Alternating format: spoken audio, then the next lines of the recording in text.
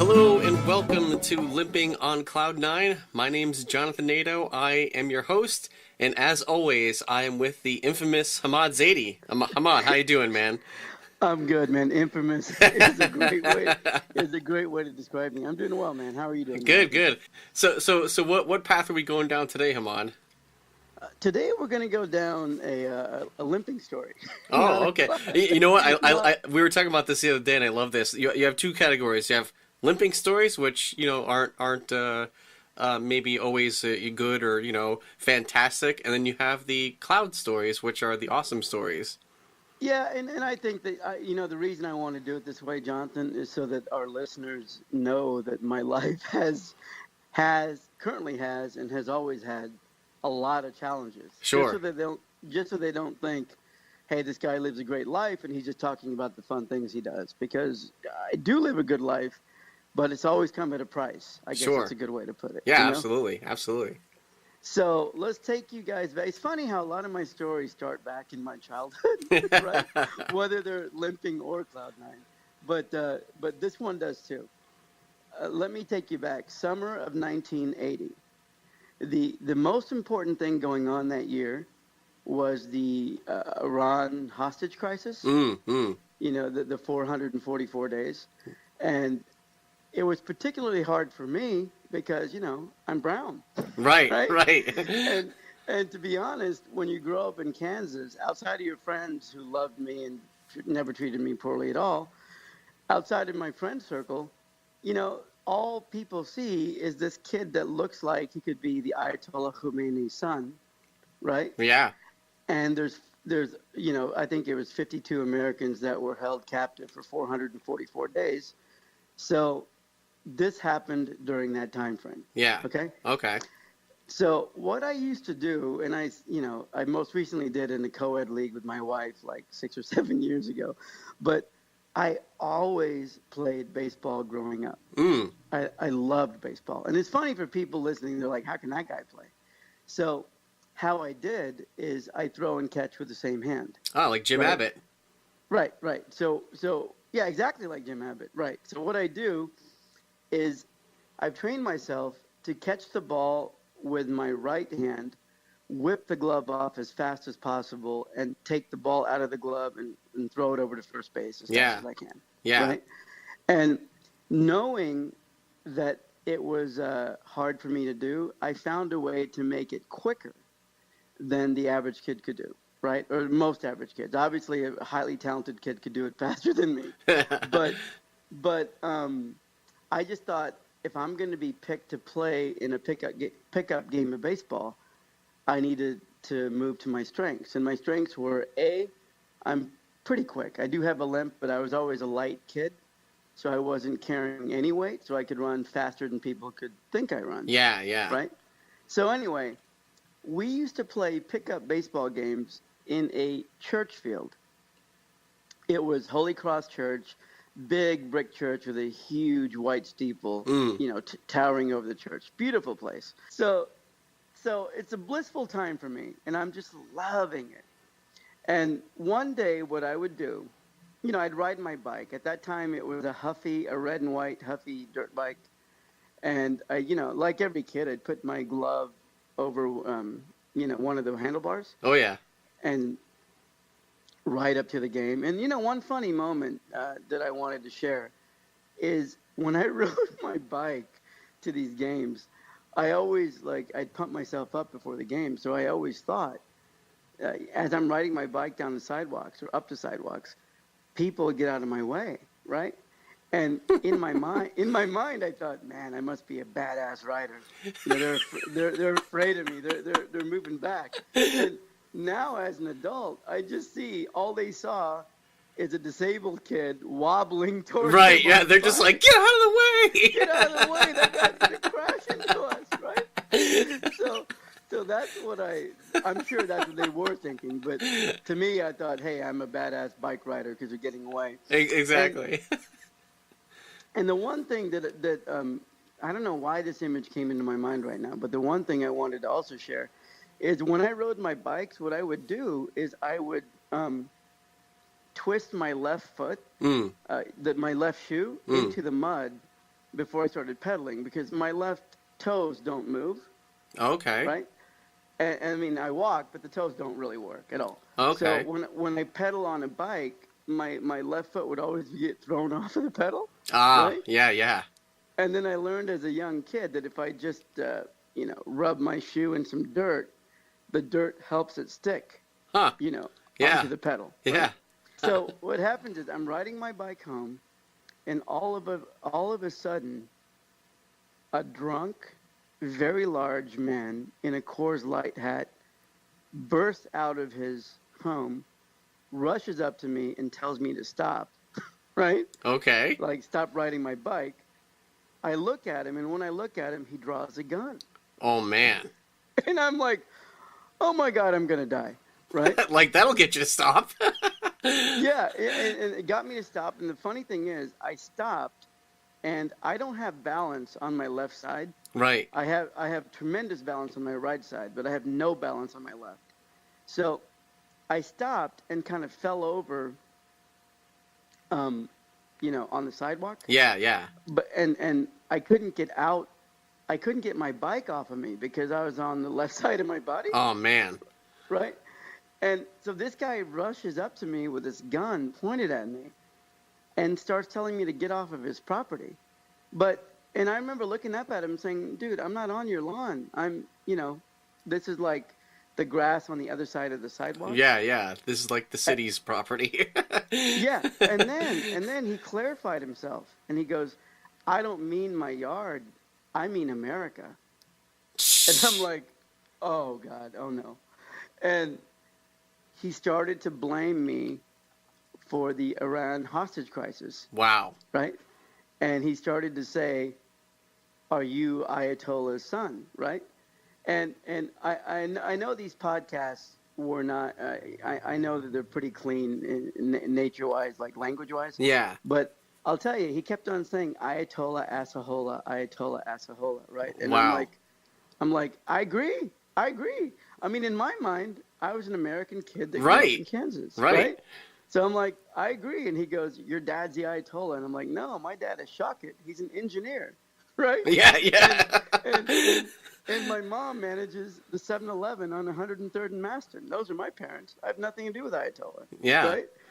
And so he got up, actually pointed the gun directly between my eyes, right? And he just said, I'm going to kill you. Oh man. And I'm like, okay. And he's like, what do you mean, okay? I'm like, well, what am I going to do, dude?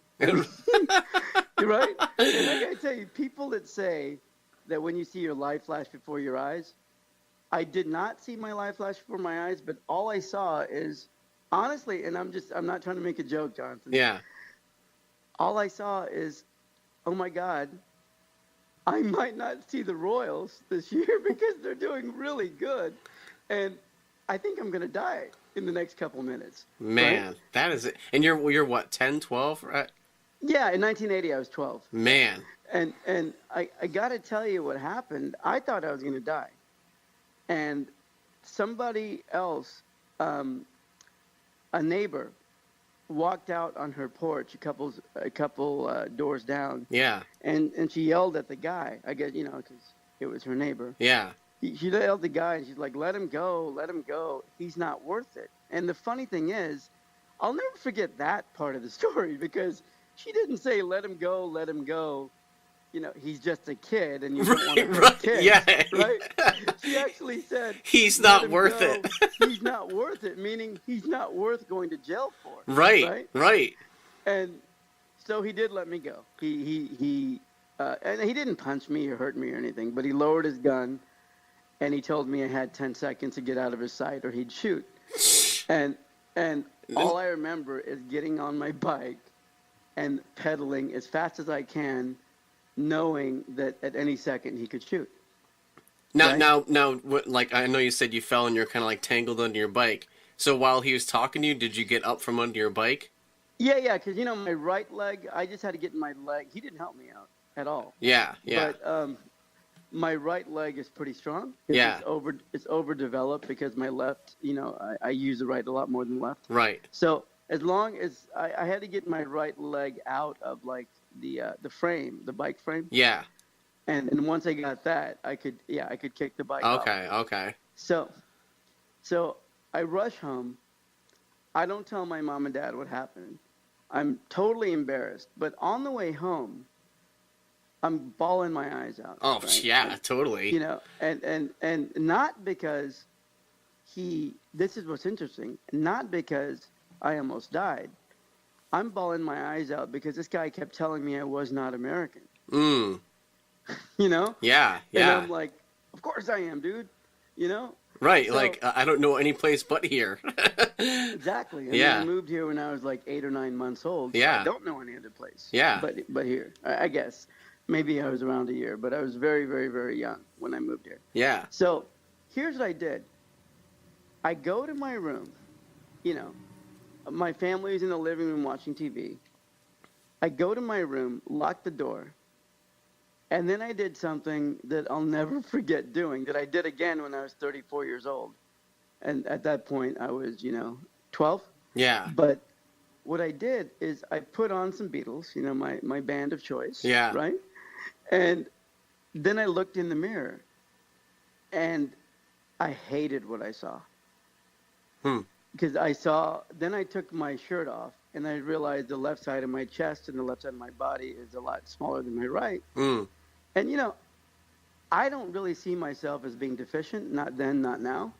So you never really look at yourself, right? Yeah. Yeah. And when I started to look at myself, I started to think, how are others seeing me? They must be seeing me as like a less than human minority that doesn't even look normal. Mm. Right? Mm.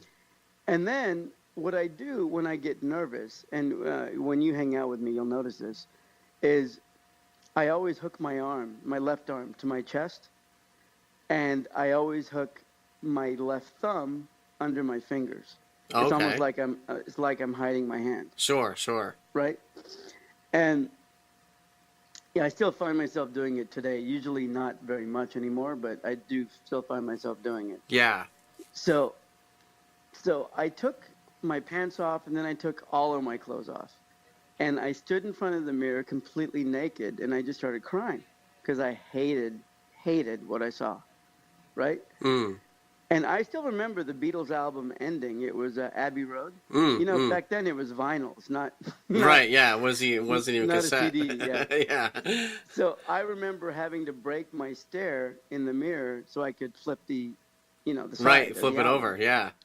Right. And then after Abbey Road was done, I did Sgt. Pepper's, and after Sgt. Pepper's was done, I did the White Album, and I just stood there, staring at my naked body in the mirror, and crying until I started to like what I saw. Mm. And then I stood there longer until I started to love what I saw. Right? Mm. And it's one of those things because, I want to reiterate, my family and friends were always super supportive and very, very nice. Yeah. Right? Yeah. But it's just, and I know you must have dealt with it after you lost your sight in your teenage years, when you're kind of trying to figure out, some days you're really okay with it, and other days you're like, WTF, what do I do? No, totally. Right?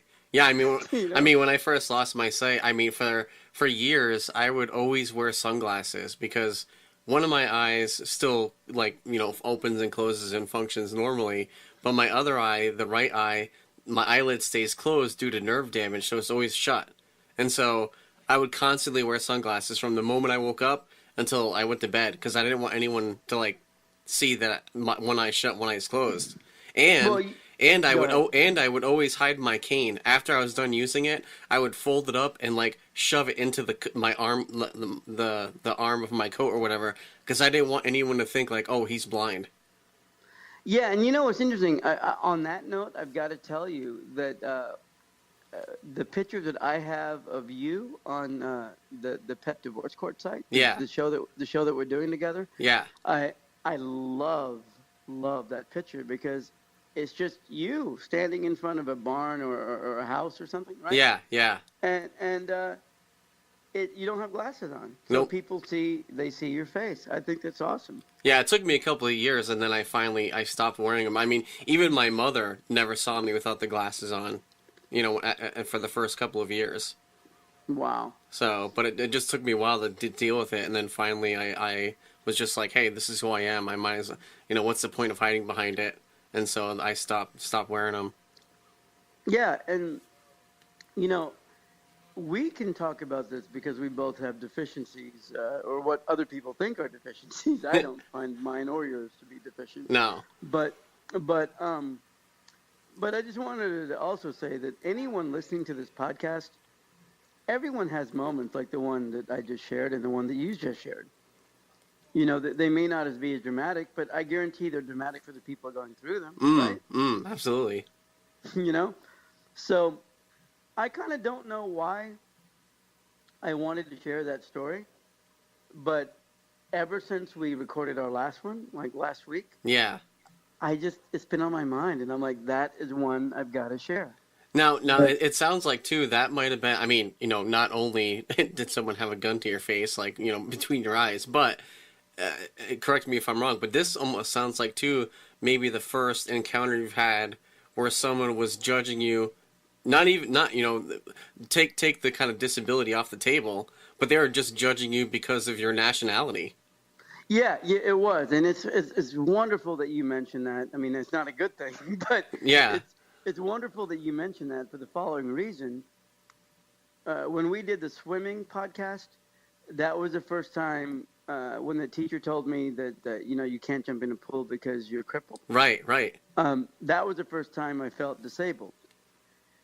This story was the first time I felt like I was not seen as an American. Right. Right? Yeah. This was the first time that I thought, wow, I guess I am an outsider. Right? And it's interesting. I always say, again, the point of us doing these podcasts, or to show people that if we can have our lives and if I can have my life, anyone can do anything. Totally. Right? And I always say, hey, you know what? I've got every negative you can think of. Right? I'm a minority at a time where our president-elect, wants me out of the country. Right, wants to build a wall. Right, wants to build a wall and wants me on the other side of it.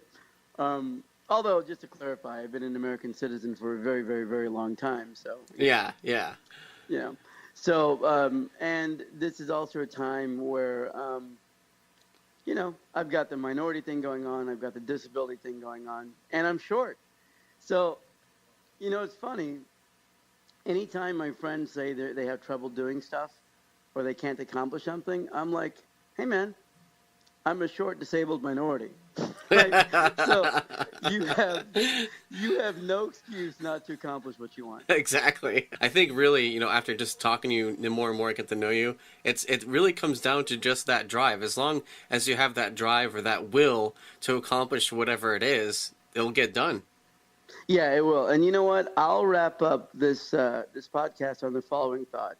Something that may seem a little harsh, but it is what I live my life by. When I'm on my deathbed, hopefully that's very, very, very many, many years from now, very far from now. When I'm on my deathbed, if I look back at my life and I fail to accomplish the things that I really wanted to, I have nobody to blame but me. And I live by that every day because I never want to be in a position to where I say, if my accident didn't happen, I'd have a different life. Or if I got this opportunity as a teenager, this wouldn't have happened, or this wouldn't have happened, right? Yeah, right. I never get into that because the bottom line is, if anything in your life has been different, you may not be where you are right now. That's what I always tell my wife, because every now and then she kind of likes to play that, like, what-if game. And I'm just like, it's not even worth it. Let's not. I never want to have those conversations because it's a waste of time. Yeah, it's true. But on that note, my friend, let's not waste any more of our listeners' time. All right, so how can they get hold of you, man? Email me. You can email me at hamad@hamadziadi.com, which is HAMMAD@HAMMADZAIDI.com. Please, if you like what you hear, please give us a good review on iTunes. Let's see, how else can they get a hold of me? Am I missing something? No, and don't forget the website, hamadzade.com. You can check it out there. Again, I think we mentioned this last time probably, how we put an image with every episode on the website. So there'll be an image that goes along with this episode you can check out. Hamad already sent me the picture. I don't remember what it was, but you can check it out at hamadzade.com. And yeah, I think that's about it.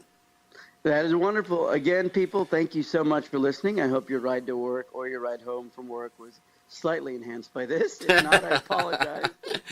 And don't forget to tweet it out, share it on Facebook, like it, all that fun stuff. Spread the word. Let everyone know about Hamad and everything that he's done and the encouragement that he is. And you and Jonathan as well. Of course. I guess so. And thank you all for listening. Thank you all for downloading, and we will talk to you next episode. See ya.